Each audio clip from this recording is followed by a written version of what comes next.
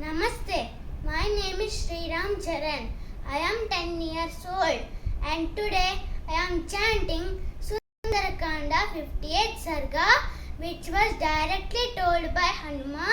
to Jambavanta and other Vanaras about his Lanka Yanam. Tato Ravananitaya Sitaya Satrukarshanaha Iyesha Padamanveshtum Charana Charite Padi Tatastasya Gireshunge Mahendrasya Mahabalah Hanumat Pramukha Pritim Harayo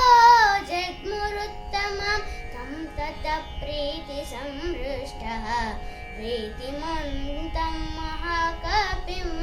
Jambavan Karyavrittantam Apruchchada Nilatmajam Kadam Drishta Tvaya Devi Kadam Va Tatra Vartate Tasyam Vasa Kadam Vruttaha Krura Karma Dasananaha Tatvatas Sarvametannaha Prabruhi Tvam Mahakape Shrutata Shintayishyamu Bhuyah Karya Vinishchayam Rama Rama Jaya Raja Ram Rama Rama Jaya Sita Ram Rama Rama Jaya Raja Ram Rama Rama Jaya Sita Ram Yaschardhastatra Vaktavyo Gatairasmabhiratmavan Rakshitovyam cha yattatra Tadbhavan vyakarotu naha Saniyuktaha tatastena Samprahrushtatanūruhaha Pranamya sirasa devyai Sitayai pratyabhashata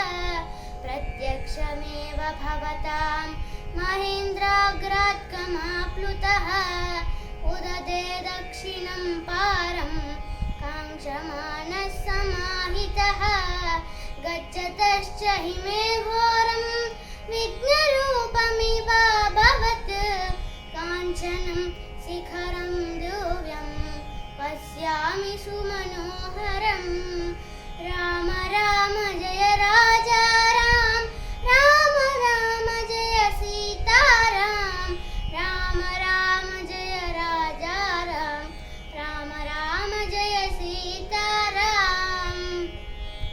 Stitam Pandhanamavritya Mene Vignam Chatam Nagam